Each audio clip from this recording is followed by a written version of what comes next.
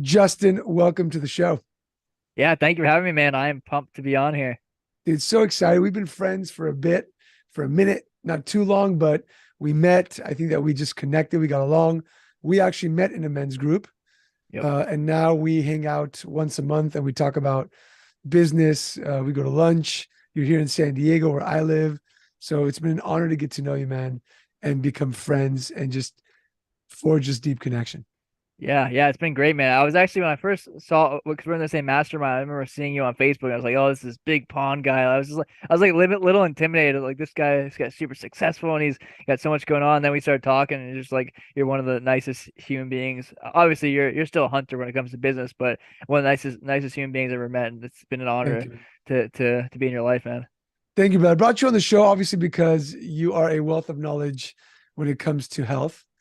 And I see it because we've gone out to, lunch and the way you eat. Sometimes you bring your own food. You come to have a meeting with me for 4 hours. You'll be stretching. You won't sit down the full 4 hours. We'll go into, eating testicles later on. Yes, let's do it. But I want you to kind of share your journey. Obviously, you grew up Jewish, but you were born with club feet. Tell us what that Mhm. means and what happened to you because of that. Yeah. So I always say like God blessed me with a lot of health issues growing up. So I was born with. I'll kind of go through my journey. If I talk too much, just cut me off and let me know. But so I was born with bilateral club feet. So what that essentially means is if this is a normal foot, my feet were sideways when I came out, and so doctors had to cut my tibial tendon, which is the tendon on the side of my foot, and they had to slowly rotate them week after week back into place. And so that was kind of the introduction into this crazy rock that we all live on called Earth, and that was how I came into the world.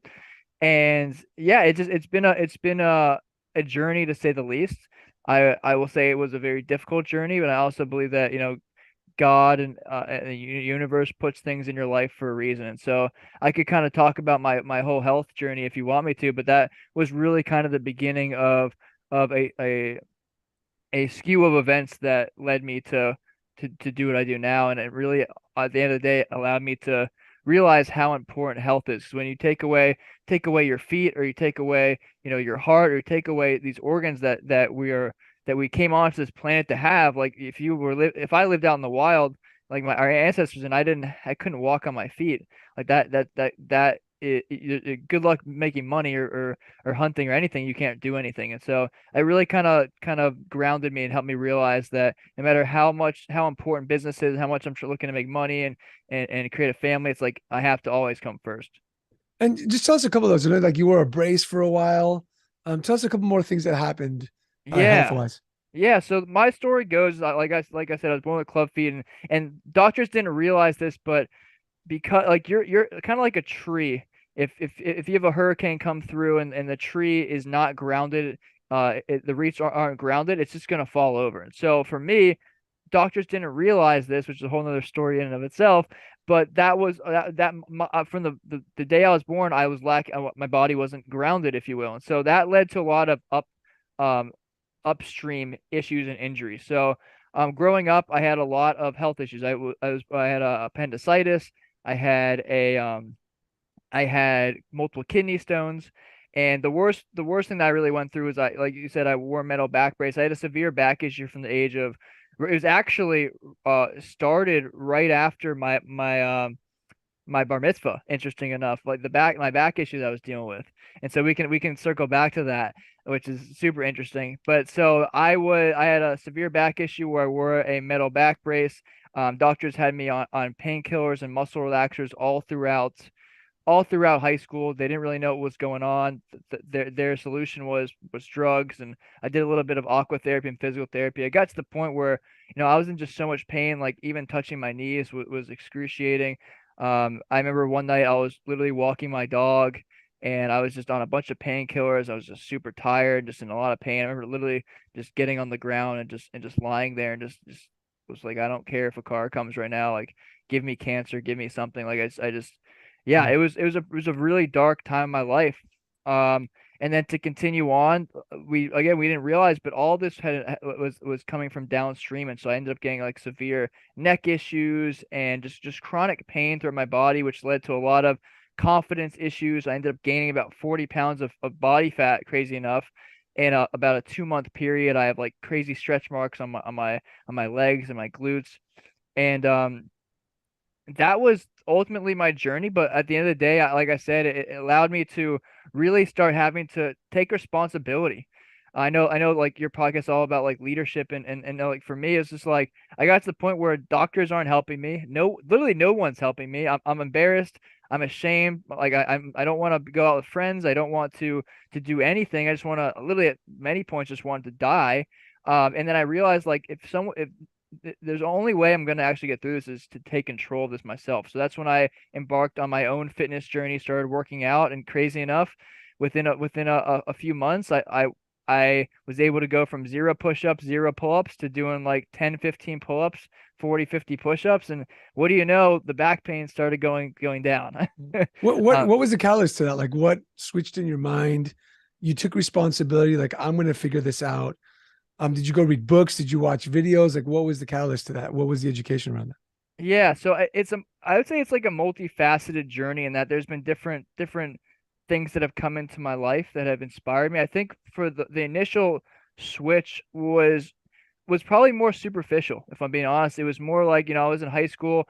I would walk around. At one point, I got to the point where I had my nickname in high school was Chubby Cheeks because I was always super skinny growing up, but I was getting epidurals injected into my spine. And so it got to the point where because of the steroids, I got a huge appetite. I would just eat as much as I could, and my cheeks literally puffed up like chipmunks, and I like started breaking out. It was terrible. And so like the ongoing joke was chubby cheeks because although I wasn't like super overweight, my face looked like literally like a balloon. Looking back on it, it's funny, but at the time for me, it wasn't. And so the catalyst was that if I remember correctly, my father he actually had bought the program was P90X, and he actually Okay. had bought it for himself. Have you done it? Yeah, I used to do it when I was younger for sure. Cool. Yeah. So he had bought the program. My mom was always she's an exercise physiologist, so she was always super into health. My dad wasn't so much, which is why he actually bought P90X, and he brought it. He got it home, and he started doing it. And it was really funny. So I remember watching him as a kid, and I'm just in pain, so I'm just like I'm not doing it. And I watched him do it, and he's just like literally the first workout, he almost had a heart attack. He's like, yeah, it's like I'm never doing that again. He like threw it off to the side. And I think there's just something about maybe seeing these like really fit people like moving and having this freedom of being able to move their body. I remember just watching it on the screen and just saying like, wow, like that's interesting. And I would be around other kids who are working out and being healthy. I remember him putting it to the side and just like I think it's something just the seed was just like was just put into the soil at that point. And probably a few weeks later, I pulled it out. I'm like, you know what? I'm gonna give this a try. Ultimately, I think I got to the point where I was just tired of being in pain. Like nothing was working. I didn't have a social life. I was always sad. It was just like I got to the point where I realized I was actually spending more energy uh being in pain and like feeling sorry for myself than actually like living my life. And so I don't know what exactly made the switch, but I think that little seeds kind of came in. And then I decided, you know what, I'm gonna try this. I put the DVD in, and it was difficult. Um, Somebody said to me, I don't remember who it was, this could be a part of it, but somebody said to me, sometimes if you want to get out of pain, you have to go through pain. Mm. So I don't remember who said that, but that quote, I remember that time I heard it, and it really resonated with me. And so that just kind of stuck inside my heart. And then I was like, you know what? Maybe that's the truth. And so I did, and it hurt. I was in a lot of pain doing it, but as every time I showed up for the workout, and full disclosure, I skipped the yoga X workouts and the cardio ones. I only did the three strength training ones, Monday, Wednesday, Friday. I wasn't about cardio back Yeah, you just then. want to So get buff. yeah, exactly. So I think that was a big thing. Was kind of the idea of yeah, going through pain to get out of pain, and so that was the initial switch, and then ultimately to continue on that journey, I would say what really made the switch to long-term growth was it was just like my mentor Paul Chek calls it the pain teacher. Whenever you have any kind of physical, emotional, mental ailments in your life, it's not that it's happening to you, it's happening for you. It's the pain teacher teaching you something that you need to see in your life. And so that road continued for me. I went to college. I transformed my body doing P90X. I got into great shape, but the problem that I found was after I did the first 3 months of the program, I didn't want to keep watching these freaking videos over and over again. So I did the 3 months. I made a big transformation, but then I started slipping back, and my body started going back to where it was, and I remember sitting in class one day, and I literally could feel the back pain just like every day come back more and more and Mm. more. And so that was like that was a realization of like I just made a change, so I know I'm capable of it, but I don't know how to sustain it. Let's fast forward. Yeah. You create a wealthy body, you work with men to improve their health, but a lot of times that we talk, you've told me so much that it's deeper than just going to the gym. It's Mm. deeper than just eating healthy. What happens to the guys listening? Somebody might be like, man, I've tried going to the gym. January 1st is coming up. Everyone's going to be like, I'm going to go sign up for the gym. I'm going to work out. I'm going to get healthy. Yeah. But something happens in the mind that blocks, you know, guys, and you've worked with a lot of guys. Yeah. What is that, man? Like, what is it that, like, what's happening deep down inside the guys that isn't allowing them to be consistent, to stay committed to the path that they know they want to keep? Yeah, that's a phenomenal question. It's honestly it's a $1 billion question. That's why supplements and all these shakes and all these quick fix protocols work so well, or not, they don't work so well. They work so well They at sell getting you so to, well. yeah, get money out of your wallet to pay for them. And so here's what I see, and this, and I guess I'll use kind of continuing on my story to kind of answer that, and then we'll go into kind of the data and what I see with my clients is that, for me, when I finished that 3 month program, it's kind of the same thing. I went through the program and I started slipping back. And it took, many years. I went to college and I started studying exercise physiology, but I would still like, I found myself slipping back, and then I would get into a groove, and then I'd fall off and get into a groove and fall off. And it got to the point where even like when I graduated college, and I was in pretty good shape at this point, but it's still something hadn't clicked. I was still partying a lot, was still eating, junk food. I was just, because I was working out and I was young, I was able to still look pretty good. When I got into the entrepreneurial space is where this all really started to click for me. I started working as an email marketer. I was a copywriter. And I started working with some pretty high level clients, guys that ran 7, 8 figure businesses. And what I found was for me, it was just like when I started immersing myself in business, it became like almost like an obsession. I became like a modern, I call us entrepreneurs like modern day hunters. The Mm. only difference though, which is cool because this is Tribesmen Podcast, the only difference is hunters back in the day would go out and hunt, and then they would be done. They would hunt, they'd get a kill, and they would spend time with their family. They would enjoy life. We don't turn it off anymore. Yeah. And so for me, I realized when I was copywriting, I would work from sun up to sundown.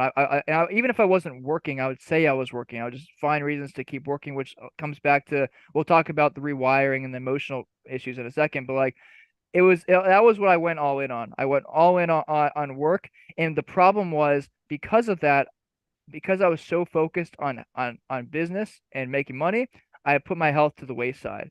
And so for me, what that resulted in was a ton of severe migraines. I would wake up 3 to 4 days a week with migraines. I would end up, what would happen is I would work all day. Then the next morning, I'd wake up with a severe. If you ever had a migraine, they're debilitating. You can't do anything for the entire day, typically. And then I would lose an entire day.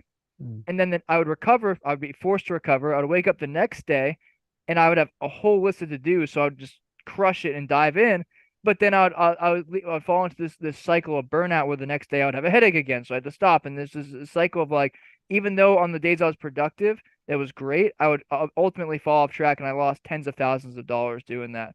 And so the reason why this happens, what I see with so many of my clients, is multifaceted. But the first reason I see is it's essentially identity, right? We see ourselves as men who need to provide, which is awesome. But what happens is all the focus typically goes into health and business and wealth creation. And then you have this little voice in the back of your head that's saying, you go, Justin, you need to work out. You need to focus on your health. And you're like, yeah, you're right. So what do? You focus over here to your health. But what happens when you focus there is this starts dropping. And then as someone who has an identity of being a provider, that can't happen. And what we typically will do is we will sacrifice ourselves to make sure that we can make more money. And so that, Yeah. or whatever it is that we're doing. And so that's one of the biggest things that I found is it all really comes back to identity. Really deciding that you want to have a what we call four-dimensional life inside of Wealthy Body. So a balance of health, wealth, tribe, which is cool, and then purpose. If you don't have those four, you're going to be off balance in some area. And so that's my answer is really, I always say to my clients, it's like there's an abundance of information, but there's a scarcity of action. If you want to get in shape, like you don't need me. Just go on Google, type in best weight loss diet, best diet to lose weight, and you'll find last time I checked it was at 480 million hits. I've actually checked this. So you don't, information isn't the problem. It is there's so much information. We don't know. Can I curse on here? Yeah, fuck yeah. We don't know what the fuck to do with all the information, you know? Yeah. And so there's an abundance of information. Then you couple that with what many of the clients I work with, they either number one, don't believe they can do it. They have a lack of belief, kind of like you might believe you can make money or be successful in that regard, but they don't believe they can actually do it with their body, or they know they can do it because they've done it in the past, but they've never been actually able to sustain it. So therefore it's achievable, but it's not sustainable. So I always like to use the analogy if like me and you are at the park and I say, hey, I'm going to give you $100 as long as you give me $50 in return, right? You would do it because you gain $50. That's a no-brainer. Right. But if we flip it around and I say I'm going to give you $50 if you give me $100, right? You probably Like, wait a second. Yeah, punch me in the face and say no way. And so going back to that is it's a mindset of like if you don't believe you can do it, then what's going to happen is you are either going to consciously say, fuck this, why would I waste my time doing this? Or subconsciously self-sabotage over and over again. So inside of the program that I work with my clients on, it's like so many men want a result. So they do an action to create a result so that they can become a certain person if they even think that far ahead.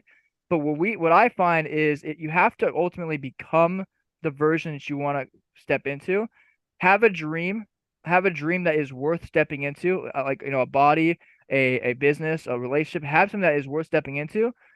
The problem people fall into is they focus on the path to getting there, which is good, but they forget about the man they need to become to actually step into it. Love that, dude. And, you talked a little bit about like the rewiring of the emotional, of the mind into wanting it being clear. I had the honor of being on a call with your tribe, with your group, and there was a lot of depth there, right? There's a lot of like feelings, and we talk about tribe. This is called Tribesmen, and I feel like when you're surrounded by people who are on the same journey, it's easier to stay committed and be accountable. And then you've got friends and people who actually give you a kick in the ass if you're not doing what you said you're going to do.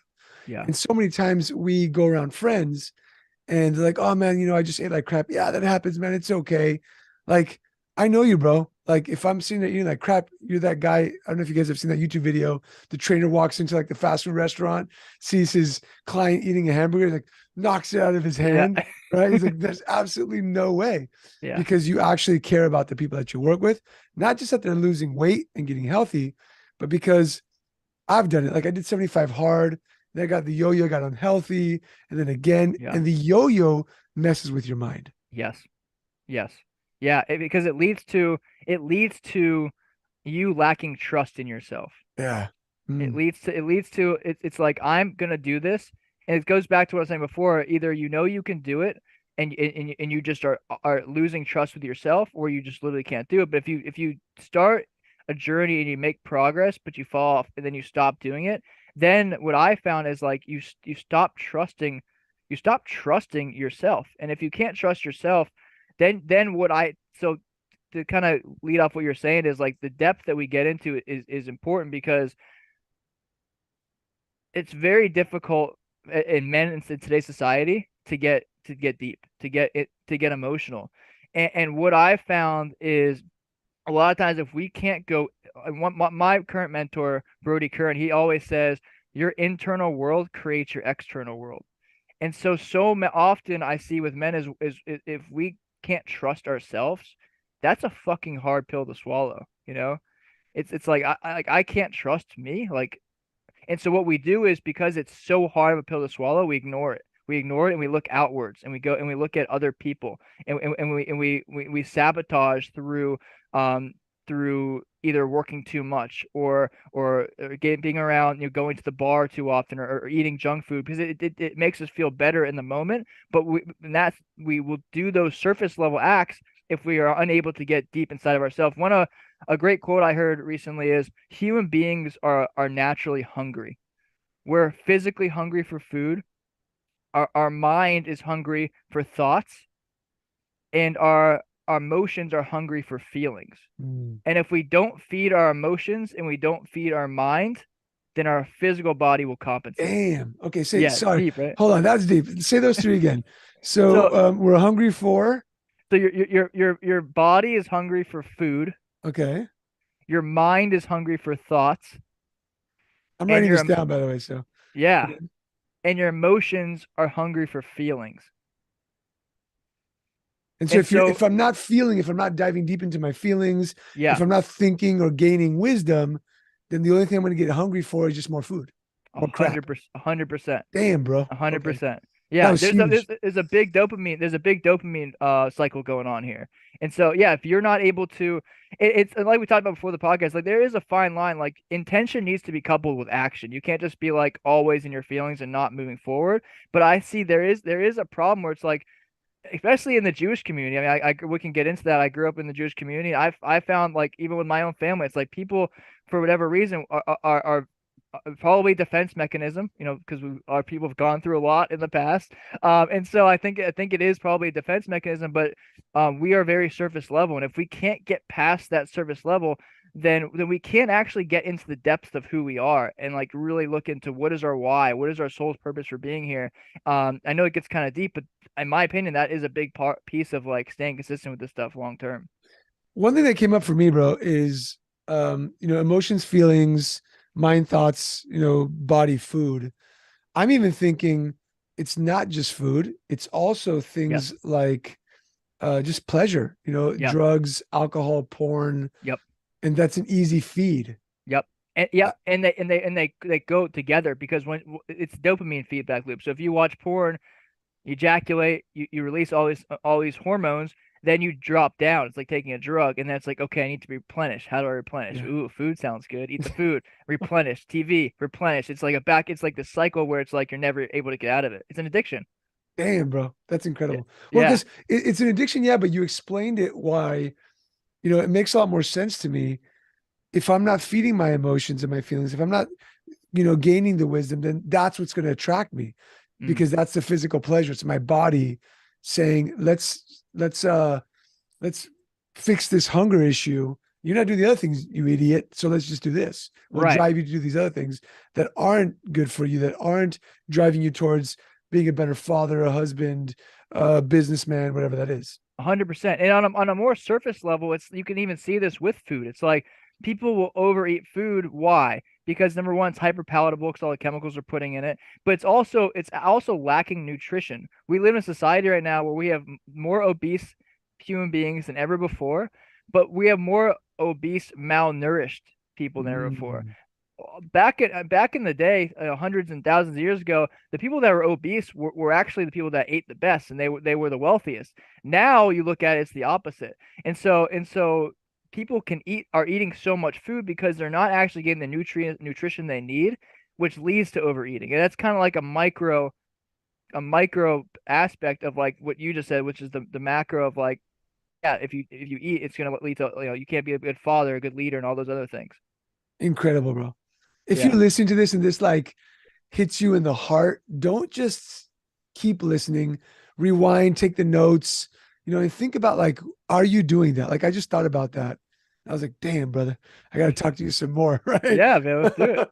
But let's so So continue on that. Let's keep going on and let's dive deeper into this. Yeah. Realizing that emotions, thoughts, and the body are all part of the health journey. Hmm. And we've got to be able to work internally to look good externally, Yeah. right? So Yeah. not just work internally, eating right, eating healthy, but like work on our feelings, our thoughts, who we are.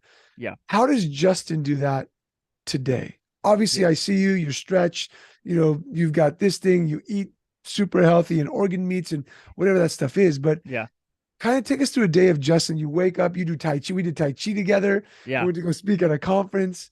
What does a day in the life of Justin look like to be able to work on the internal and the external? Yeah, that's an awesome question. So I'll preface that by saying inside of what I help my clients with, we call it the ROI method. So it stands for rewire, optimize, and integrate. So what that looks like is the first step is you have to rewire your mind because if like anybody, I'm gonna be very blunt here, but any fat person can follow a healthy person plan. But at the end of the day, if you're still mentally fat, you're mentally fat. Just like any poor person can win the lottery. But if you have a poor mindset, you're going to lose the money. And so the first step I always say is you must rewire your mind. I could talk more what that looks like, which I will in terms of my day. So the first step is really shifting the internal dialogue, shifting the way you see yourself, and really how you see the world. What are the stories that you're telling yourself that are ultimately keeping you stuck in the life? Even if you are successful, we're all listening to this because like me, you, we all want to improve ourselves. And so wherever we're currently at is just a matter of either we having the time to get there,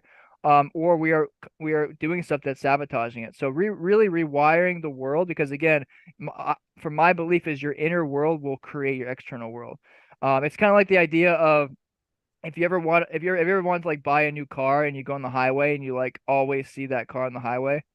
Yeah, for sure. Yeah, there's a word for that. It's called reticular activation system, your RAS. And when that happens is you're not seeing the car because there's more of them. You're seeing them because you're internally focused on them. And because you're internally focused on that, you're actually externally seeing them more Mhm. often.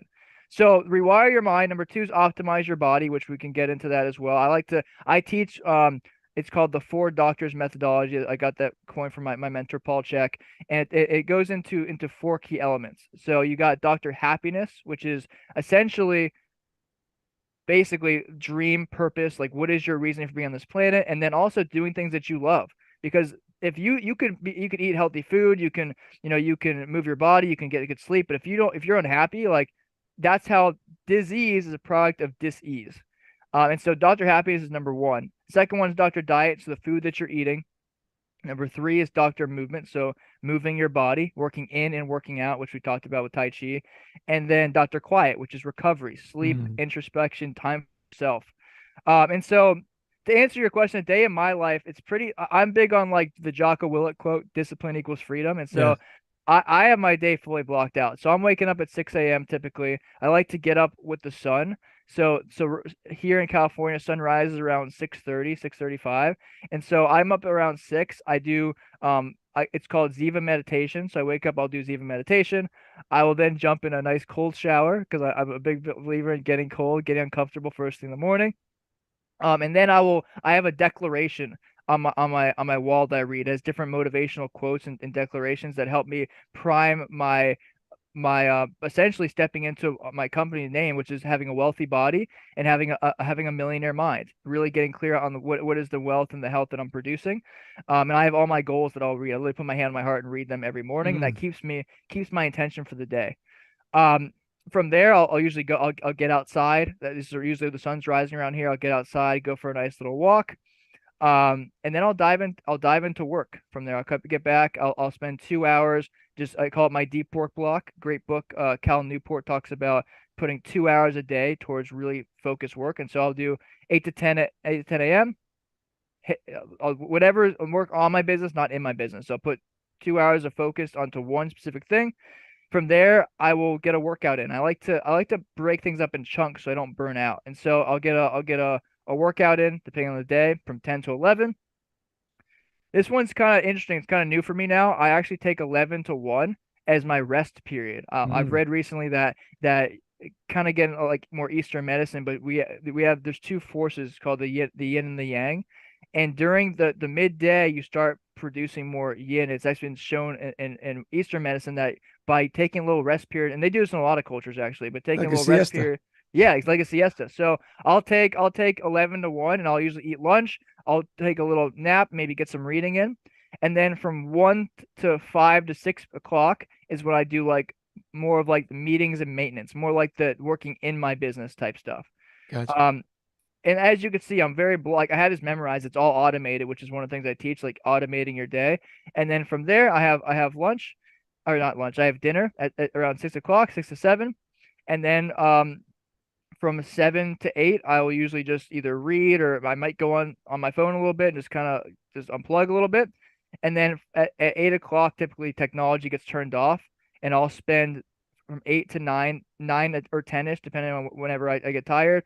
I will read. I'll do my Tai Chi always right before I go to bed, and stretching, mobility work, just kind of just getting back into my body. I found that for me and a lot of the men I work with, it's just like this thing really can consume you. And so like doing practices throughout the day is really powerful to just get you out of here. I heard a quote recently where it's like a man's longest journey is from his head to his heart. It's Mm, like if we're always stuck up here, the key from my experience is to get from here to here is you got to move. Movement yeah, brings you down. love So it. And that's my day. I love it, dude. And I love the ROI method because, and the four happiness, like the doctors, happiness, diet, movement, and quiet. It just reminds me that one, got to be happy. Yeah. That's super important. Two, what I eat and how I move. And then three, quiet. Like so many times as hunters, as tribes, when we're out there trying to just, grow the business, grow the business, grow the business, work, work, work, work, work. And we forget to just have some quiet. And quiet isn't for me, like you said, like I'm just gonna get on my phone and numb my mind. That's Yeah. different than like reading a book, which goes back to like the mind and the thoughts, resting, taking a nap, Yeah. doing something like that. That's awesome. Yeah. I want to ask you because not very recently, but recently you've been going a lot more out into the woods, Yeah. camping, I mean, before this call, you're like, I'm going to move to the mountains. What do you feel is attracting you to that? And why do you feel, I mean, every time that you do like an event, it's out in the mountains and, you Yeah. know, um, hopefully the tribesman event that we do for next year will also be that type because I understand it. But Love it. what's driving you out there? Why do you think men need to get out into the woods more? Yeah, that's a fantastic question. I could talk about this for hours. Really, so for me, I grew up in Florida, and so I never really had it, and I always kind of, since I got into adulthood, 18 or so, I started getting this just like primal. I remember being at parties and like walking outside and just like looking at the stars. It was kind of weird. I was like, what am I doing? It was really like, in my opinion, my soul was just like, get out there, get out there. I felt this deep innate instinct to just be out there. And so nature, why do I feel pulled to it? Really, it comes down to first and foremost, I lived in Asia for a little bit. Right before the pandemic, I was out there for 3 months, and I realized like the internet quality wasn't nearly as good out there. And I was up until that point I talked about before how I was getting migraines a lot. When I was out there, I didn't get any, and I was just really interested as to why that was. And I one of the reasons I realized was a lot of the EMF, and they had a lot less of that out there. And I think that might have played a factor in it. But more importantly, it's this sense of it's this primal just like experience. Like there's nothing more primal than like going out into nature with just nothing but like a tent and just like getting a fire going and like getting a piece of meat and just like putting it on a stick and just like cooking on the fire. Like you can't get any more fucking primal than that. And so uh, from why I'm so drawn to it, and maybe I'm hypersensitive to a lot of the stimulation of modern day society, but I've seen this with a lot of men. Is like even if we don't realize it, there is this stimulation. Like right now, I'm looking on the screen. I've got stuff around me. I've got there's just so much stimulation. But thankfully, I do have trees behind me that calm me down. But all this stimulation, I know for me, I grew up with ADD. Doctors gave me all kinds of medication for that, and there's just something about being on nature that just stills everything. A great book called "Stillness is the Key" by Ryan Holiday. He talks about this and that man has we are as human beings, we are 75%, 75% water. So is the earth. Our biology is literally is literally made out of earth products. We are tasked, and they've done research on this. There's a documentary called Grounding, I believe it's called, Mhm. and they actually there's a woman who was super sick, and they literally put her out in nature and put her in the ground, and it cured her ailments. There's something very healing about being out in nature, and so for me, I know for me personally, it just calms me down. It gives me a state of groundedness. It helped me realize that all these problems that I'm trying to solve, and all these fires that I'm putting out with business, and all these fake stresses about this number of money that I have in my account that isn't even real, that humans created. When I'm out in nature, it puts it all away. It's just like it allows me to just be present with this moment right now. I'm alive. There's a beautiful mountainside in front of me, the trees. It puts my nervous system at rest, but most importantly, it puts my soul at rest. And there's tons of studies. Like there's a study of a couple who went out and they were hiking out in nature for 3 months. And this man was, I think he was like 12% body fat, in really good shape. He was out in nature for 3 months. His testosterone, his body fat percentage went down from 12% to 6%, and his testosterone levels doubled Wow. by being out there. And so there's something about being on nature that is good for the mind, it's good for the body, and it's good for the soul. That's awesome. I love it. Justin, this has been incredible, brother. I Yeah. want to make sure the people that are listening, if you know that you're yo-yoing, if you know that you want to get healthy, you want to have that wealthy body that Justin's talking about, and that you need somebody to help you rewire the mind, this ROI method is incredible. I've seen you build it. I've seen you talk about it. I've been in the room for hours with you as you explain it. And I know it's going to make a big shift in those who need it. So, Justin, how can people get a hold of you if they want to finally put an end and a rest to just the BS of going up and down in weight and not being consistent? Yeah, yeah. So I want to say, before I say that real quick, I want to just say one thing first, in that um the key to success, in my opinion, is three things. Like, you need the strategy. This is not one of the three. Obviously, the strategy is a given, right? You have to have a program to get your result. But it's three things. It's the people you know, the places you go, and the mindset you grow. And so what I found is, like, if you want to stop yo-yoing, then you need to stop getting around people, which is, I know it was something you want to touch on, is community, is getting around the right people. I cannot tell you the men who stepped into Wealthy Body, um who wanted to make a change, but it took being around like-minded men to make that change. And so you don't I had a mentor, Brandon Carter, once say to me, you don't rise to your potential, you sink to your standards. Yeah. And a lot of times your standards are a byproduct of the people that are around you. So if you want to stop yo-yoing, number one, get around the right people. And that might mean some hard conversations. That might mean really having to step out of this and into this and have conversations. If people that can't see, I've touched my head and went to my heart. You have a hard conversation with your wife, with your friends, with your family. Like, you don't need to cut them out, but you need to tell them what's up and tell them the journey you're on.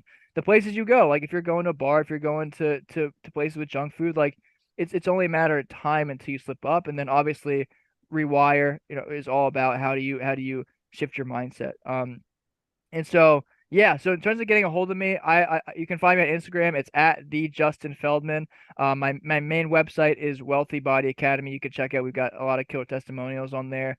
And yeah, I would say that would be the two main ways to get a hold of me: wealthybodyacademy.com, and then just shoot me a message on Instagram. I'd be happy to support. Awesome. We'll put those links in the show notes. Justin, I love you, brother. Can't wait to see you. I think we're going to meet up next week where we do our own mastermind here, if you'll Yeah, be here. do it. If not, man, I appreciate you. Thank you so much for adding so much value to the Tribesmen. Of course, man. It's amazing being on here. I'm glad to help. Awesome. Be part of Tribesmen, it. stay tuned for the next episode. Thank you so much for being here. And as I always tell every guest, Justin, may you be blessed with strength and courage. For those of you listening, may you have the strength and courage to do what you want to do in your life and become better men.